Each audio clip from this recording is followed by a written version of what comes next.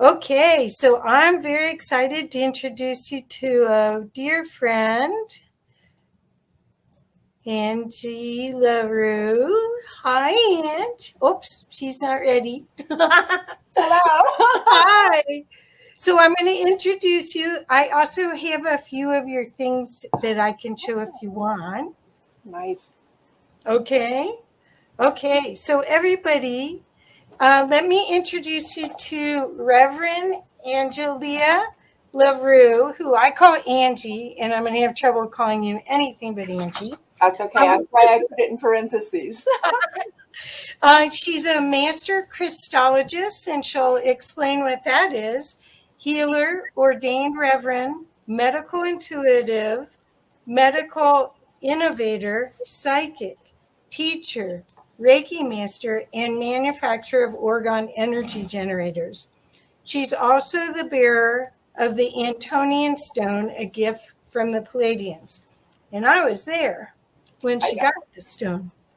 In 2018, Angie founded the Inner Passage Mystery School located in Boulder, Colorado, where we both live, and online via Zoom. And due to popular demand from her psychic development students and their desire for community and interactions with others of like-hearted states of being. So welcome to Humanity Unplugged, Ange. Thank you, Kathy. And hello, everyone out there. It's a joy and an honor to be there with you at this very auspicious time in history. Yep.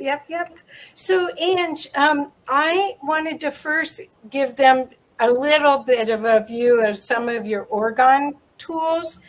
This is my organite tool that I have right by my router that protects me from all EMFs. And then what do we call this one, Ange? Oh, that's the quartzite. It moves energy and a little bit in a toroid, actually, and it puts out very high frequency. It's based on selenite and Herkimer diamonds. That's a big old honka Herkimer diamond right there.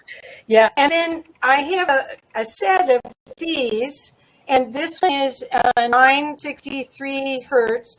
Earlier during this event, we talked about all of the different frequencies, and we talked a lot about the heart frequency of 528, and we talked about 432 and 440.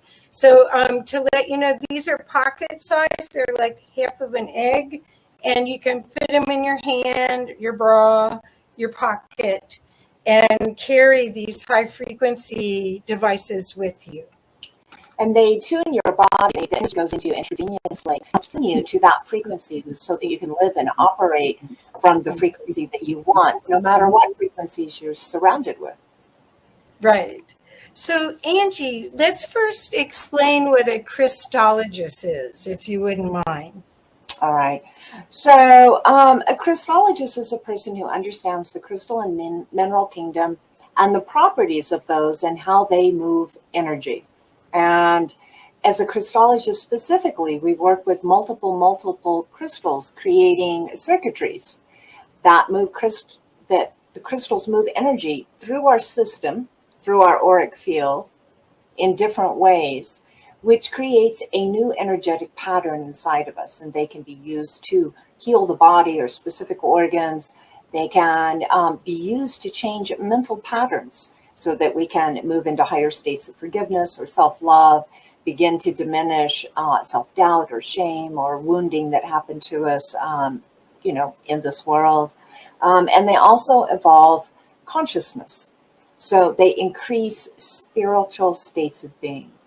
So almost everything that we can imagine in the human experience, there is a configuration, an energy pattern that can be done with crystals to re-imprint the correct pattern onto a pattern which has been missing. I need to let you know that I'm afraid that people are having trouble with your audio. Oh, okay. Could you put a headset on, maybe? And you guys, as she bends that away, you can see right behind her, there is a incredible structure. It is a crystal bed. It's a healing bed that she does crystal arrays on your physical body on it. And it's actually almost like a sentient being. And I don't know if we'll get to show that. And in behind her, you can see on the left-hand side, that's a huge slab of selenite. The art on the walls are art that she created after she had her awakening. The one in the far left is a metal. It looks like hair. It's absolutely beautiful. The one in the middle is part of her art that's I saw it and saw what I saw when I had my spiritually transformative experience. Only hers are squares, mine was waves. And then you can see, you can see a little bit more stuff, but there's crystals everywhere. And then that bed is, I think you said it was a ton. It took a lot of people to move it into that room. When you open the lid, it actually can be, you can see metal wire actually lighting it up. So sorry about this. I guess the audio wasn't. Okay. Well, again, let's see. Do you find the headset? I can't find it. I usually have a headset. I do have problems with steam rooms sometime. I'm going to try to project my voice. Is that any better? And it looks like I see I'm lagging, so it's my energy. Let me see if I can ground myself. Yeah, it's a little, there's like a high pitch behind. It sounds okay from over here, Kathy. Oh, okay. I'm sorry. Yeah, I don't seem to be experiencing any issues. I'll watch I'll listen on YouTube and see. Okay, people were just saying, oh, okay, so somebody's saying my audio is bad. Okay, never mind. I'm sorry, because I was hearing a high pitch, but maybe it's just me. Wow, you know, we got all these crystals ringing. Okay, thank you, everyone. Thank you for letting me know. Thank you.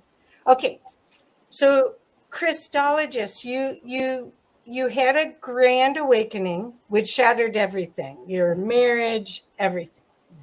And you didn't walk in the desert for 40 days, but you could have, right? I actually did spend 40 days and 40 nights. It was very biblical. Oh, okay. Yeah, in the deserts of Utah alone, yelling at God mostly, and weeping and crying. But eventually higher self came in and began to guide and lead and teach me. And that was when I was first led to crystals, in fact, was in the desert. And it's a very resistive, epic story as my human ego slowly dissolved and spirit slowly came in. So I'm glad nobody witnessed it. Oh, good. That was before I met you.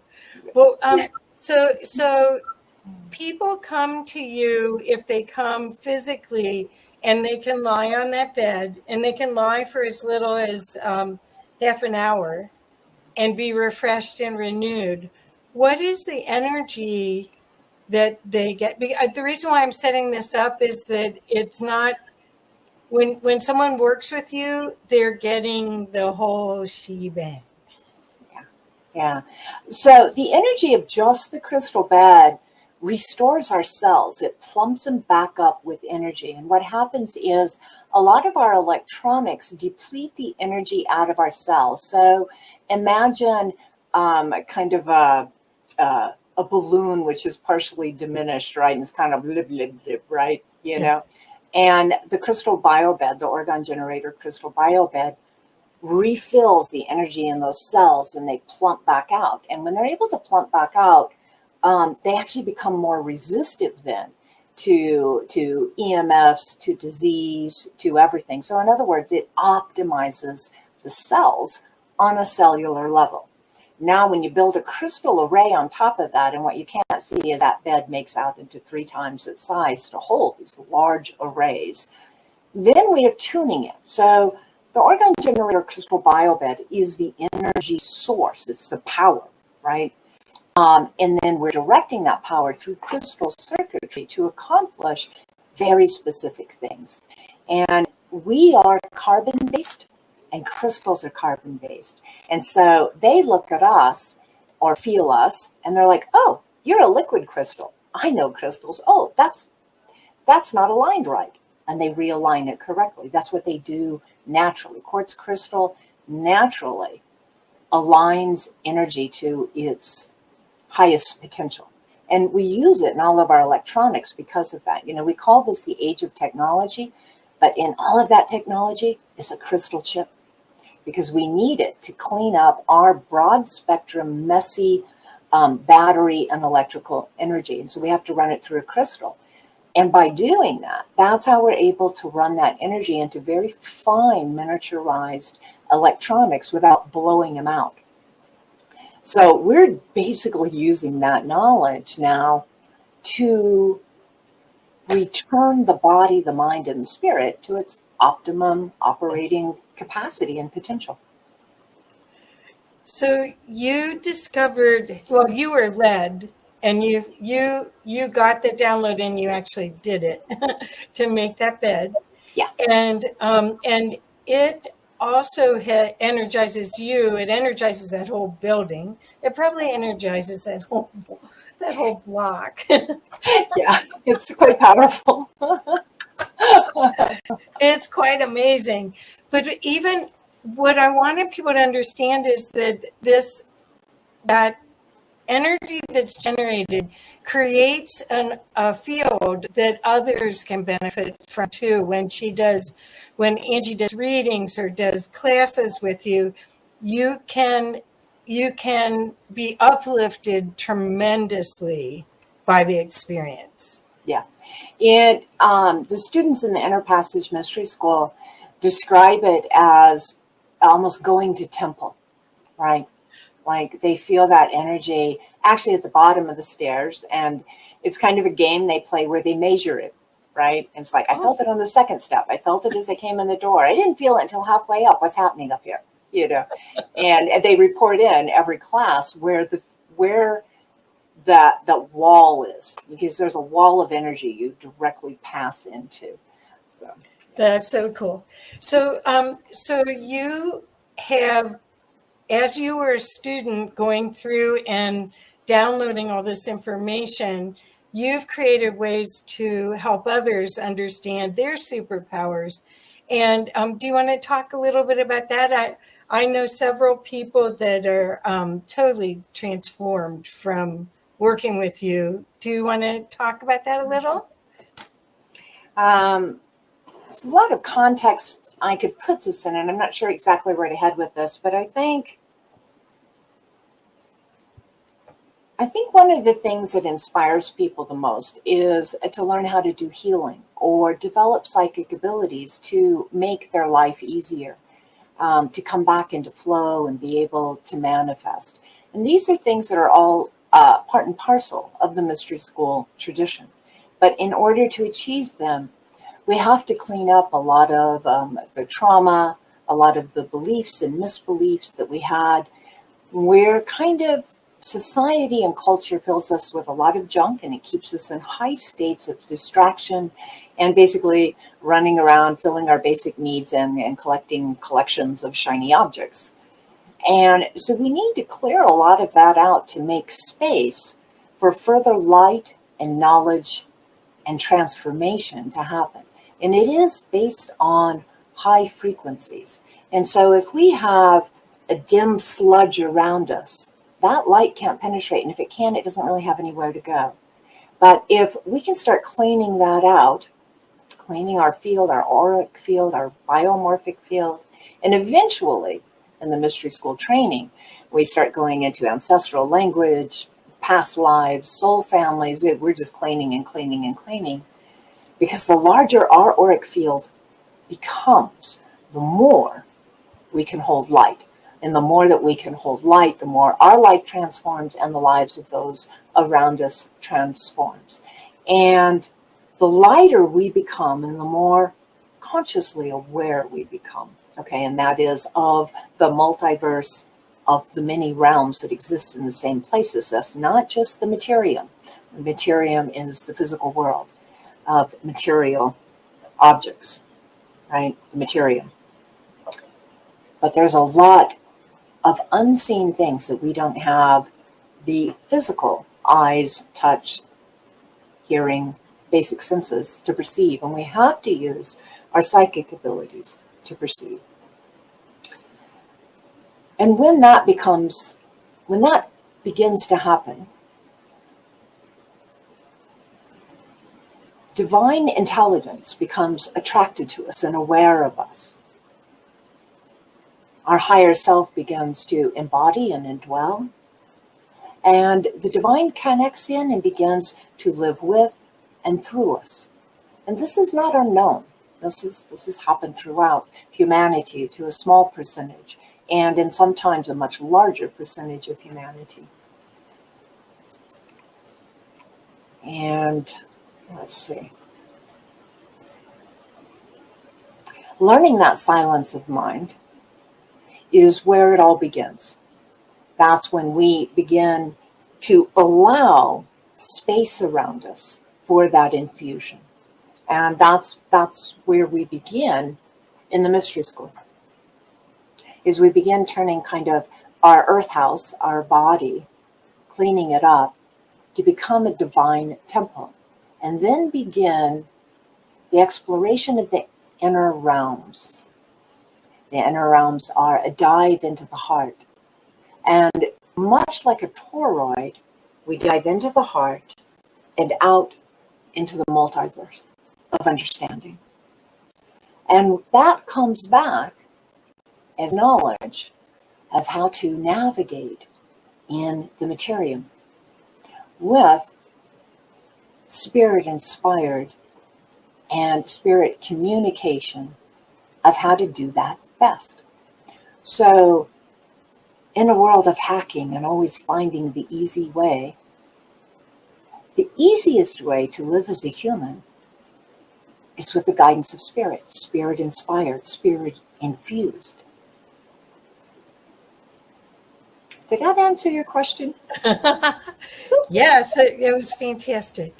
So, Ange, I also want to let people know about your psychic abilities, because for you to be their guide and their support, I want them to know your capacity to see. And I also want them to know that anything you do with Angie is like a love bath. You feel bathed in love and caressed like you just don't get anywhere else. So could you give us, I don't know if you want to talk about the experiment, or if you want to talk a little bit about that the scientific proof of your work. But oh, right. Is that okay? Yeah, sure, we can do that. So one of the things you learn in the mystery school is that consciousness is non-local. Okay. Now, the body is local. The mind is local. I mean, it's here at this place. Okay. Consciousness itself is not. It comes and goes from the body physical as needed. And you can learn how to direct that. You can bilocate, in fact. Before I go into the work I did with Colorado University, I want to tell a quick little story about my financial advisor. So we had some things that we wanted to look at, and she was doing some research for me. And she got an email saying, that I was going to be on a talk or something. And she decided, well, I'll just listen to that while I do this research. And because I don't really understand what Angie does, and I'm curious, and I want to be connected to her energy as I do this research. And so a little bit into the talk, she had to look away from her computer and just go, oh, I need to focus. I need to focus on her voice. And she did. And as she did so, she said to me, she goes, I don't know how you did this, and I don't come from a world or an understanding where this is possible. But I'm here to tell you, you suddenly were in the room with me, and you took your hand, and you closed my eyes, and then you held my head and my face in different positions, and you made my migraine go away. And then you took one hand, and you placed it on my shoulder, and it's the same shoulder where I had that hip surgery, which was hurting really bad. And when you did that, all the pain went away. She goes, I don't know how you did that, but you were really here. Now that's called bilocation. We can do that because consciousness is non-local. Another little story that she told me the other day when we talked is she said, you're not like anybody I've ever known, but I'm curious. And I've been paying attention and I've been taking notes for the last 5 years I've known you. And I want to say that everything that you've said about what was going to happen in the marketplace is 95% correct. So that's somebody who is not of the same understanding that I am. They are a rather, or they live in, I don't even know how I want to say this, but with the same understanding that 90% of humanity has. And then they have this extraordinary experience, which will shift her paradigm, right? So going back to the university experiment, that began with a random number generator and an open call. And the idea was to shift the numbers that the random number generator put out, either up towards nines or downs toward ones, and you got to choose which way it was. And the random number generator is just going to kind of put out, whatever the medium is, 4, 5s, and 6s. And so you have to influence it up or down. And a number of people told me about it, and they were like, oh, you should do this, Angie. It's so easy for you. And I was like, oh, yeah. And then it came across often enough that I was like, oh, you know what? I've got some time in my schedule. I'm going to go see what that's about. I'm going to go play with it. It is actually very easy for me to do. And so I went, they showed me what to do. I did it. I influenced it. There was 10 experiments doing it the way they wanted me to do it. The last 10 experiments, I got to do it the way I wanted to do it. And so I actually really got to experiment now at my level of understanding. And I rocked that. It was really awesome. And it was so exciting, in fact, that they decided to design a whole nother set of experiments based on my abilities and what they'd seen. And that set was to jump to the future, read some numbers, bring those numbers back to the university. And basically, I was looking at lottery numbers, which is a messy soup of energies. And there's a lot involved in what that's all about. But I worked for about 3 months doing that for the Colorado University, and we had fascinating results. We won the Powerball a few times, not the big lottery, but we did win the Powerball, I think, 3 times. So yeah, that was very fun and it was a great workshop for me to at a deeper level to get to put into practice what I already knew. And I learned some fascinating things, like quantum computers cause little tears in the space-time fabric. Definitely. We actually had to move where we were doing the experiment out because they had a broken quantum computer. It wasn't even plugged in. It was in pieces, and it caused little rips and tears in the quantum fabric. And I kept getting pulled into them when I'm trying to read the numbers to report back. So it was a fabulous learning experience for all of us. Oh, I can't hear you, Miss Kathy. You're muted. Thank you. You almost mentioned something about time during that experiment. Do you want to share anything about it that you could go and look at the numbers, but you weren't sure exactly where you were jumping? Right. We ended up having to set up a kind of like a target, like a lamppost, so that I could report that back to know if I was in the right timeline. because for the first month or two, I was getting correct lottery numbers, but from like 3 months in the past. And so there was a narrowing down process as, consciousness learned to navigate the time-space continuum under a human understanding based on the Gregorian calendar in a 24-hour day. So... Well, the reason why I wanted to shed light on your talents there was that I want people to know working with you is an adventure and an experience. You got very high marks on that research project with the University of Colorado in Boulder. Well, in fact, the adjunct professor who was writing the experiments, he, after working with me, has now begun his own evolution of consciousness. It started awakening him 3 months with me.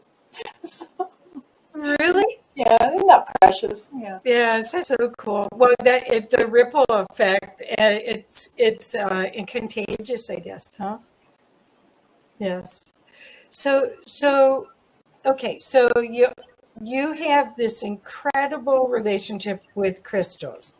You have this incredible skill at seeing the bigger picture. And even if you don't see it, you have the ways to see it. Multiple tools to get there. Right. Yes. And you have tools that are right on. That's what I want to make sure people understand. And then you got the Antonian stone. Right. And you received it in my office. I almost got hit by it. I was sitting right there and he threw it at you. But I could see it and it looked like an egg.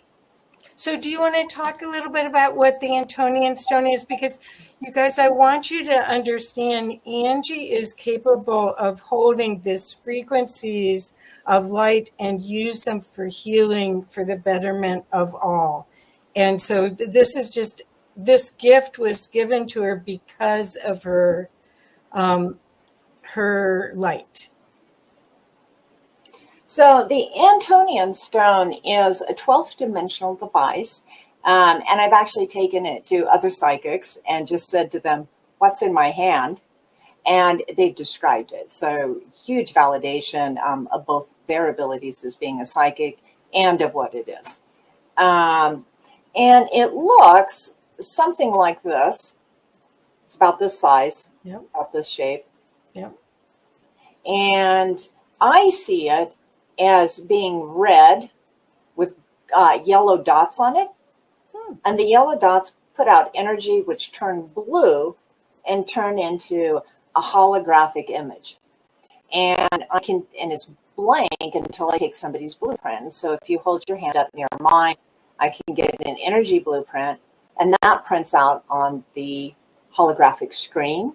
And I can zoom in, I can zoom out, I can turn it around and move it, look at it from different sides.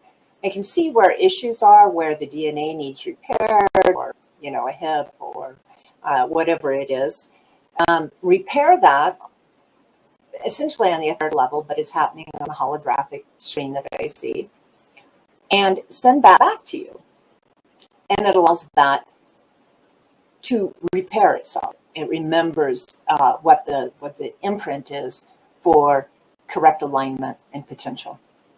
And so it's a very amazing healing device. So that's the Antonian stone. And then sometime later, a year later, they gave me another one that's embedded. Oh, I forgot. They gave me a couple more little stones. I would call them like upgrades or download packages or apps. Apps they've added to that as well. And then they gave me another stone right here, which allows me to beam codons, which are energetic prints. We can just call them light codes. Light codes is a good word for it. Directly to people. And there's a large series of mathematical formulas which create these light codes, these energetic patterns, and they're very, very specific. And then, I don't know if you know about this one, Kathy, but on a camp trip, was it last year? I think it was no, it was the year before. I'm not sure anymore. Time, space, whatever. Another group put an implant in right here. Oh. And I knew I had a big bruise there. So this is a physical implant. But I just couldn't figure out what had happened with it, and whatever, it would go away in time. And in a session with the Palladians, they were like, "Who did that to you?" And I'm like, "What?" They're like, "Who did that to your arm? Who put that in you?" And I was like, "This bruise?" And they're like, "Yes, that's an implant. Who did that, and what does it do?" And I was like, "I don't really know." And they're like, "Well, it's causing subcutaneous bleeding. You have about 3 days to get it out. We can remove it for you if you want." And I was like, "Let me find out what it is and who did it first before we go pulling it out." And so I did some investigation, and I ran some verification through some other people that I trust, their psychic abilities as well. And we kind of all came from up with the same thing. It was from a group, from a planet in the Orion Belt. I forget now. I'd almost have to look it up. But what it does is it creates a beam that can be as narrow as a knuckle or as wide as my fist, that I can use to scan people, and it removes blocks to healing. So it's like a light scanner that just kind of removes all the blocks that would stand in the way of somebody healing. So it's from a different group of our star brothers and sisters, but it actually works in conjunction with the Antonian stone. So that was really nice. So I chose to keep it, actually. And later, yet another group came in and added, and I learned this like on a radio show. I was on another show when this happened. But another group came in and they put like little beacons, a few of them in my body and some of them out in my field, and then some of them at higher levels in my auric field as well, which basically say no more implants into this one. And if you do, they have to match this frequency. And it's like a 9th dimensional frequency. And so apparently I'm now walking around with, alarms from yet another race of star brothers and sisters saying no more implants in this one. Wow. So the codiums that you also get to use with the Antonian stone, how do they work in conjunction with it? The codiums don't work specifically with the Antonian stone. Okay. They work with the beamer, which is right here. And you load them into the beamer, and then you can send the energy directly to someone. Yeah. Oh, okay. So it's nice. And they gave me another way to do it too, where we build an 8-ball. It's a pleb of energy. Pleb is a Palladian word, okay? But it's this like little ball of light that you load the codes into, and then you can deliver it to a whole group of people at once. And I've done many people at once, potentially thousands of people at once. Wow. And that's very, very useful. That's probably what I use the most, actually, of the gifts from the Palladians. I probably use wide distribution of codiums the most. That's exciting. So I would love to, so now that you all have an idea of all the gifts that Reverend Angie has, you can see that this is somebody who could guide you to learn about your metaphysical self and use everything, the gifts that you have been given here on earth right now in this change. There's no coincidence that you're here now. There's no reason to not wake up. So do we want to talk a little bit? I can put the picture up for your mystery school if you'd like. Would you like to go to that conversation real quick? Okay. Okay. Let's do that. Let's talk about the resurgence of the mystery school. So mystery schools are ancient traditions, and they go back to the dawn of mankind. We can trace them back to the Lemurian Empire and forward into Atlantean times, into the modern era. In Lemurian times, all the people lived in balance with the mystery, coexisting with nature, nature's spirits, and the divine and the great knowing. Lemuria was a matriarchy. In Lemuria, we lived the mystery. We were born into it. It was the way. There was no separation from it. We were it. We could describe it almost as a Garden of Eden, where God walked with man. After about 250,000 years, Lemuria became so large that many different ideologies had developed. And in one area particularly, a whole new culture developed with slower vibrations, as opposed to the rather etheric Lemurians, which were living simply in the flow.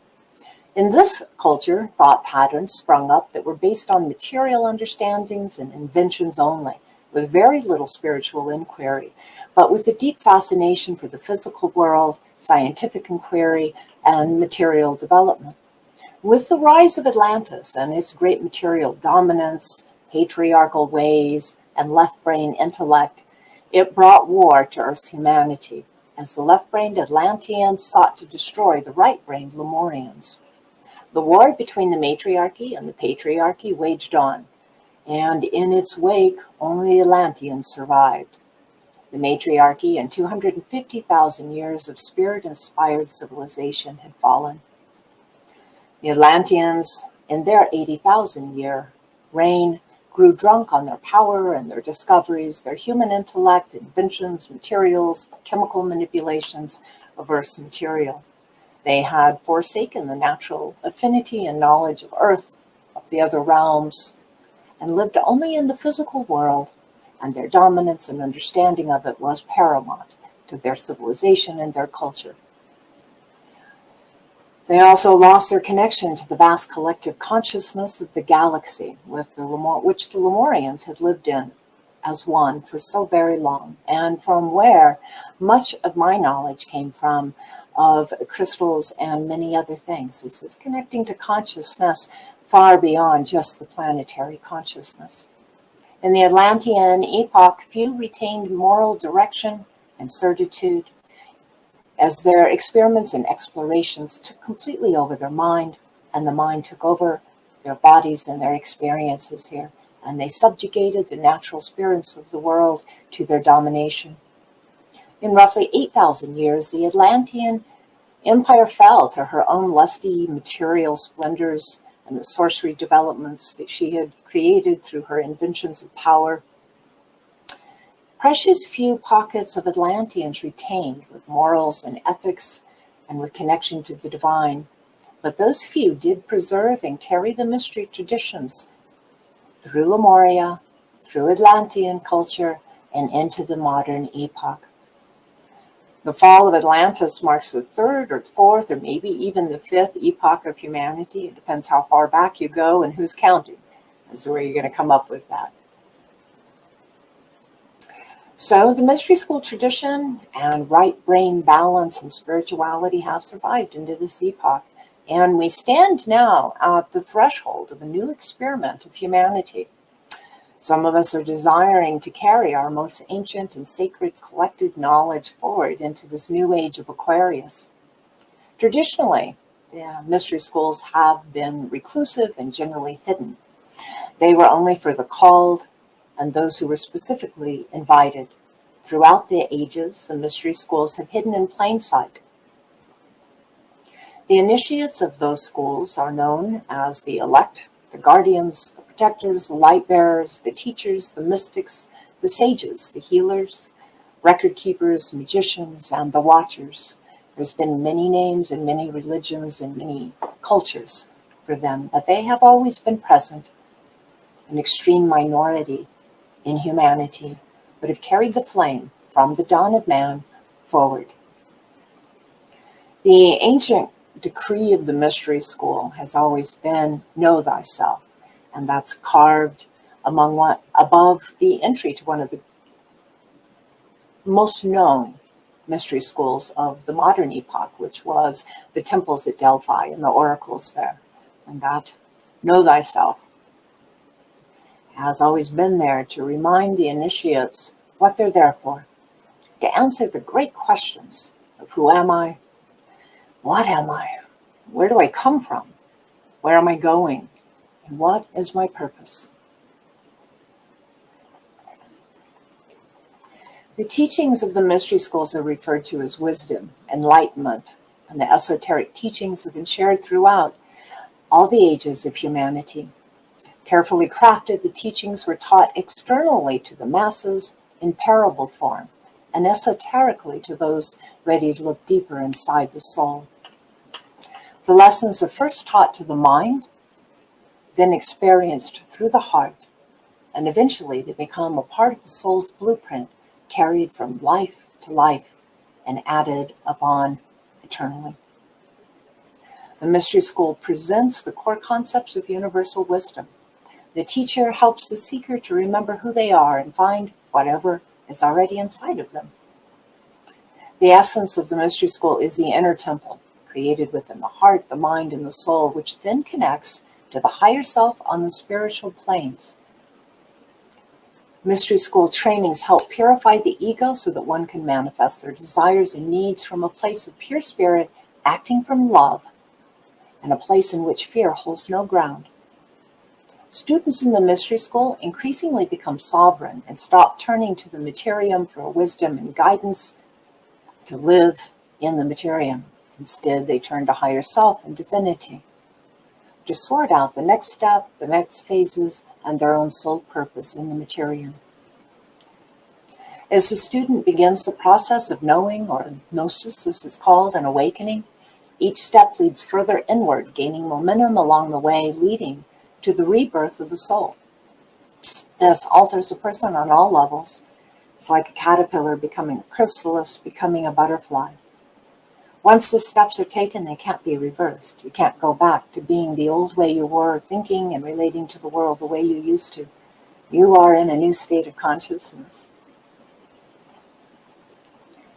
So the teacher holds the information in their field of what it is to be an awakened human being.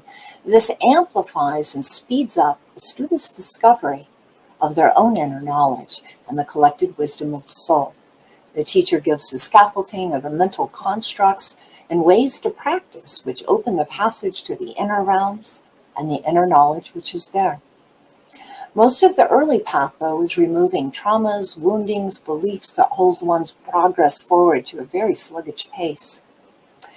That develops into removing traumas from family lineage, as I said early, past lives, soul family, so that the energy body can be able to receive those light frequencies.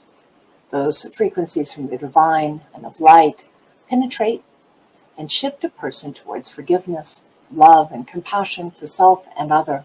And the higher consciousness is activated and draws near, and the universal energy becomes aware of our presence and begins engaging with us. This is where the crown chakra opens. This leads to direct connection with the divine and a close, beautiful relationship with our higher self. During this awakening, a series of alchemical changes occur both in the physical body and the auric body to receive energetic transformation and informational downloads. Energy is now directed in and around the student, and now their clean and expanded auric field enhances the physical, mental, emotional, and spiritual bodies. Before this infusion, the heart, the body, and the mind have only been perceived and able to hold a small amount of energy, limiting their experience in the human realm, with energy going towards basic survival, family relationships, outside relationships, with precious little left over for creating and exploring in inquiry. The new connection and energy flow expands the aura so that it can receive and store more light, working as both a container for high-frequency energy and the energy source of it. This is why people have so many experiences when they are inside of my field. It shifts and alters and gives them new blueprints and ways of being. It also acts as an antenna, bringing in unseen information in many forms, such as intuition, foreknowledge, ability to discuss situations and choices with the higher self, healing oneself, healing others, direct communication with beings of higher frequencies, extraterrestrials, light beings, remote viewing, clairvoyancy, telepathy, psychometry, empathic skills, out-of-body travel, bilocation, many psychic abilities, just to name a few. This becomes a profound awakening for the student that is timeless and as relevant today as it was in the ancient times of Lemuria. The awakening can be slow and gradual, with little disturbance to one's sense of reality, just a gentle morphing from one state of knowledge to the next, or it can be sudden and rather profound. Until recently, mystery schools have been hidden in secretive institutions. The teachings of the mystery schools were maintained by oral traditions and sometimes called the schools of life. These teachings are rooted in shamanic and mystic ways of wisdom. One of the more ancient schools in this epoch, there's been many, is the Essene traditions, as rediscovered in the Dead Sea Scrolls. Later iterations of this became the Christian mystics, but all traditions in all countries have had a core of mystics, not seen by those not ready to see, not heard by those without ears to hear. Early nomadic tribes the world over were far more in tune with nature and the energies of the universe. They had a sense of connection with it all, and they lived the cycles of life. These tribes were generally matriarchal and understood the balance of life that they were participating in. With the dawn of agriculture and civilization in this epoch, humanity shifted towards a path of control over nature and personal consolidation of wealth and power, controlling one another through laws and social mores, and creating haves and have-nots, much as the Atlanteans had done. This shift has brought with it a desire of those empowered to diminish the old ways, whose ideas and ways were community-based and self-organizing collectives, and are resistant to being dominated over, for they turn to spirit alone. This caused huge migrations of people as they fled to lands where they could still continue to live with nature and the divine as one. Many, though, were forced into submission and enrolled in a system that disconnected them from nature and the universal flow, focusing them to fill roles that built machines of wealth and industry that benefited only the few, while turning the rest into hourly wage slaves who sold the prime hours of their lives in exchange for the currency of the day. A story we know well, right? Those who practiced these mystical traditions were persecuted, tortured, and even killed to prevent the world from knowing their true origins and abilities. For people empowered by the divine cannot be easily subjugated to the harness of the ruling elite. This happened again and again in history.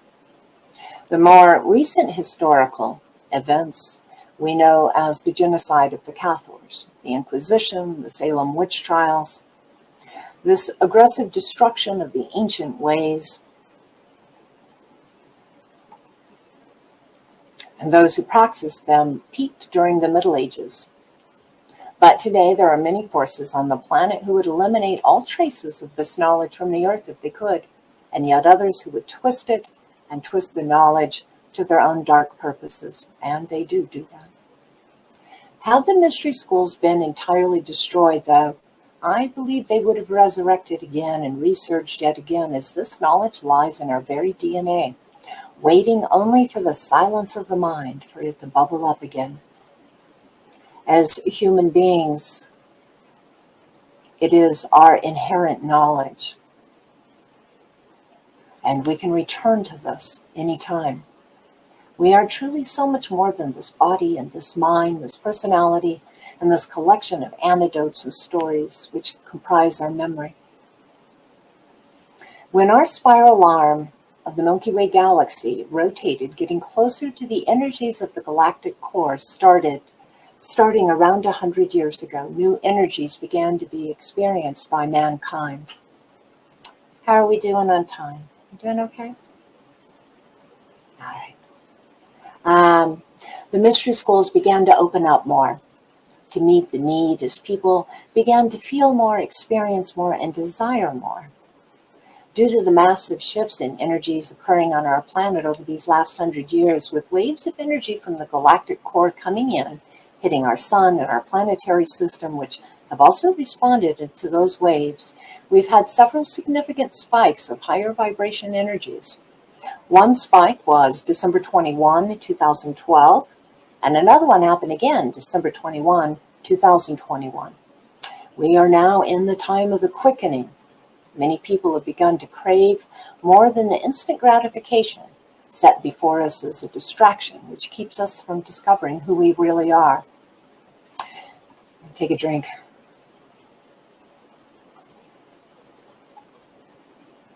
Certain lockdowns and the last recent years have awakened the next wave after the 1221ers, and even more people now are seeking to understand their soul purpose, seeking higher meaning and quality of life. They find modern life with its fast pace and thousands of streaming entertainment channels, 9-to-5 drudgery, instant gratification, and collection of shiny objects, fast food, and precious little time and space for silence, to be soul-sucking. They now seek the ancient knowledge which leads to freedom, liberation of the soul, and lightness of heart, and good health. On March 25th of this year, in just a few weeks, the Kali Yuga ends and we move firmly into the age of Aquarius. By April 20th, new energies are reaching us which will cause a further evolution and a new understanding of what to be a spirit-inspired human is. Downloads are going to be happening nightly in our sleep, assisting with this transition, as all species in the multiverse will be updated and upgraded throughout the month of April. And this happens every 12,500 years. Then, although we've been in transition for a few years now, this is a quickening with each passing month. The Pleiadians call this time the rising. By May 21st, the new conception of how central intelligence, God mind, will be integrated into humanity and all species will become more apparent.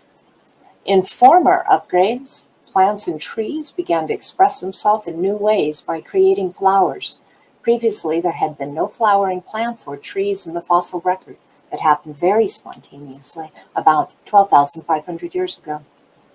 It's going to take humanity some time to sort out how all this is going to land and what the new language of consciousness is going to be and what mankind's new way of being will be in the world.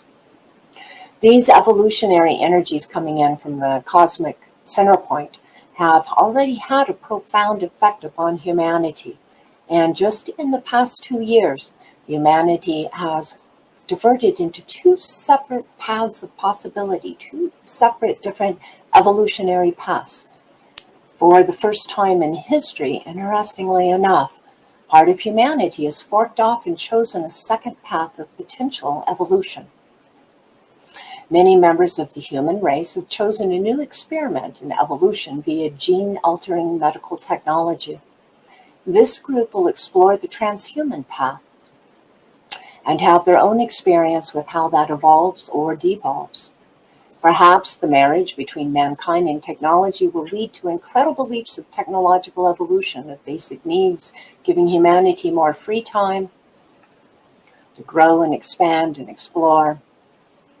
And it may devolve into what could be called the techno-feudalism landscape. We just don't know from here what that's going to look like.